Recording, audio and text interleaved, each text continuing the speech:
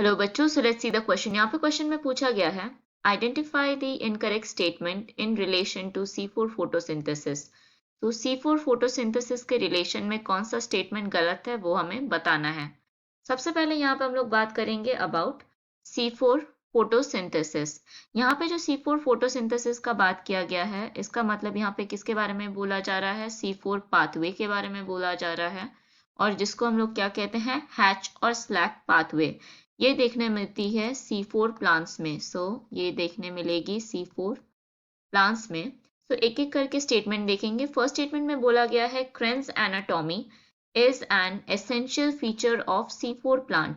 तो ये जो स्टेटमेंट है ये करेक्ट है, क्योंकि अगर हम लोग C4 प्लांट्स की बात करें, इसमें एक स्पेशल या जिसको हम लोग बोल सकते हैं यूनिक स्ट्रक्चर प्रेजेंट रहती है इनके लीव्स में। So there is a special structure that is present in their leaves, and वो जो स्ट्रक्चर है उसको हम लोग क्या कहते हैं?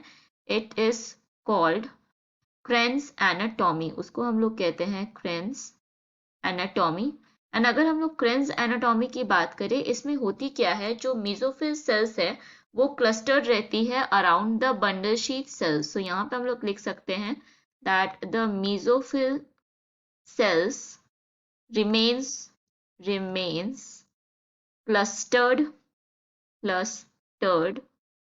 around bundle sheath cells. So bundle sheath जो cells है उसके अराउंड क्लस्टर्ड रहती है इन अ रिंग लाइक फैशन, या सिंपली हम लोग क्या बोल सकते हैं, जो मीजोफिल सेल्स है वो सराउंड करके रखती है बंडल शीट सेल्स को रिंग लाइक फैशन में। तो यहाँ पे जो हमारा फर्स्ट स्टेटमेंट है वो सही है, क्योंकि ये एक एसेंशियल फीचर है C4 प्लांट्स के लिए, एंड ये C4 फोटोसिंथेसिस में भी अपना एसेंशियल रोल प्ले करती है। लेकिन हमें इनकरेक्ट स्टेटमेंट बताना है इसके रिलेशन में, ये हमारा आंसर नहीं होगा।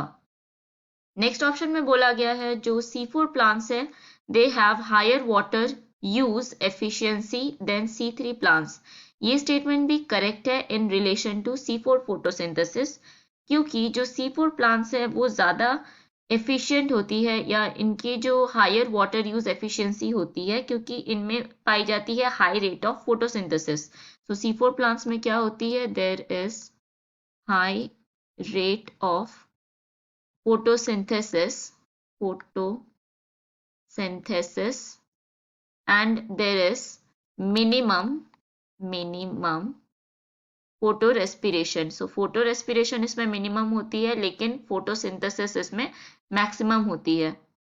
Photo respiration is minimum in C4 plants. So हमारा जो सेकेंड स्टेटमेंट है वो भी हो जाएगा गलत। नेक्स्ट में बोला गया है, photorespiration can be minimized when C4 pathway is an operation. So हमने देखा कि C4 प्लांट्स में मिनिमम फोटो रेस्पिरेशन होती है। सो जब C4 पाथवे चल रहा होता है तब फोटो रेस्पिरेशन सबसे कम हो रही होती है। सो ये स्टेटमेंट भी सही है, ये भी हो जाएगा गलत ऑप्शन। नेक्स्ट ऑप्शन में बोला गया है, conversion of oxaloacetate to malate occurs in the bundle sheath cells। तो ये जो स्टेटमेंट है ये हो जाएगा गलत, क्योंकि ये जो कन्वर्शन है oxaloacetate to malate ये अकर होती है कहाँ पे? इन मेसोफिल सेल्स, इन मेसोफिल सेल्स। ये जो कन्वर्शन होती है वो मेसोफिल सेल्स के अंदर होती है, जिसमें क्या होता है, जो प्राइमरी कार्बन डाइऑक्साइड एक्सेप्टर है दैट इज PEP, वो क्या करती है, वो कंबाइन करती है कार्बन डाइऑक्साइड के साथ in the presence of an enzyme which is known as PEP carboxylase, and वो क्या फॉर्म करती है, दैट इज ऑक्सैलोएसिटिक एसिड।